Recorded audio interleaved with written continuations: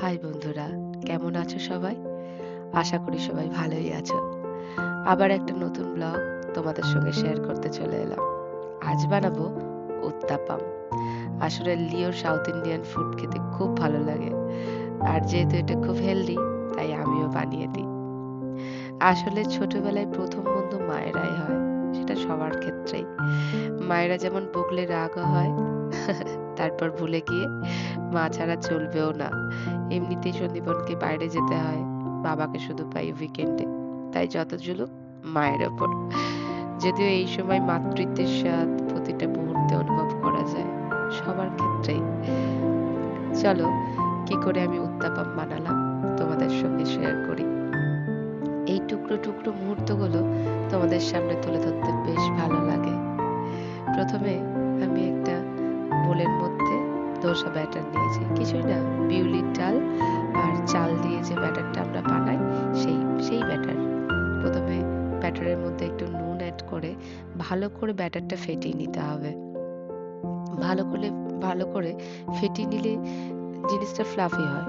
তো ওই জন্য ভালো করে ফেটিয়ে নিয়ে একটা ফ্রাইং প্যানের মধ্যে বাটার ব্রাশ করে সেই ব্যাটারটা ভালো করে দিয়ে দেবে। এই সময় না লো ফ্লেমের রাখবে ওটা। তো আর ব্যাটারটা যখন দেবে, ব্যাটারের থিকনেসটা ঠিক যেন পিৎজার মতো হয়। তো ওটা ওই জন্য যখন মানে চাপা দিয়ে রান্নাটা হবে, তখন এমনিতেই ওটা পিৎজার মতো একটা বেস চলে আসে। তারপরে যত রকমের সবজি তোমার খেতে ইচ্ছা করে সেই রকম সবজি অ্যাড করবে, সুইট কর্ন, ক্যাপসিকাম, পেঁয়াজ, টমেটো, ধনেপাতা, করে আর কি কি যেটা ইচ্ছা তুমি সেরকম দেবে।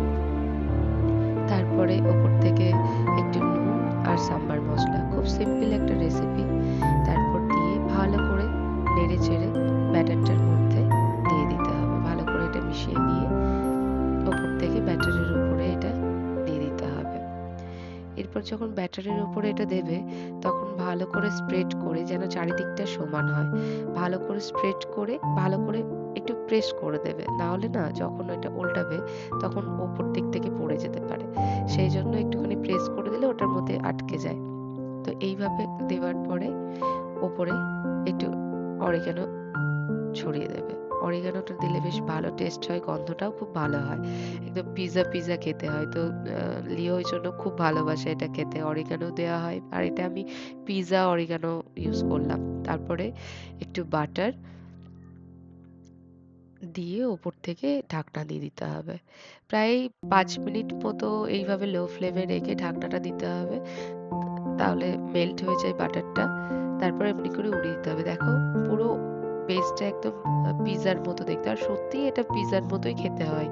অনেকে চাইলে চিজও দিতে পারো। কিন্তু আমি চিজ দিই না, কারণ সবসময় চিজটা হেলদি হয় না। ওই জন্য আমি সবসময় চাই একটুখানি হেলদি খাক। তো তোমাদের সঙ্গে মাঝে মাঝে হেলদি ডিশ আমি ওই জন্য শেয়ার করব।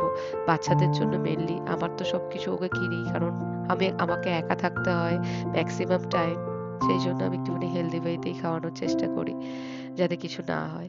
তো ও খেতে খুব ভালোবাসে সাউথ ইন্ডিয়ান ফুড, সেই জন্য আমি বানিয়েও দিই।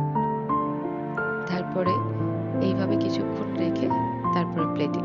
দেখো কিভাবে খাচ্ছে, খুব খুশি। মাম্মাম, এটা তো উত্তাপাম বলবে না, বলবে মাম্মাম পিৎজা খাবো। তো আমি এইভাবেই ওকে বানিয়ে দিই, যেটাতে খুব হেলদি হয়।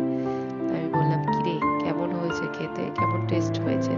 বললো, মাম্মাম দারুণ হয়েছে খেতে। এইগুলো দিলে আমাকে নিজেকে খাওয়াতে হয় না, ও নিজেই খেয়ে নেয়। বলে যে আমি এটা মাম্মাম নিজেই খাবো। কিন্তু ভাত দিলে খাবে না, তখন আমাকেই খাইয়ে দিতে হয়।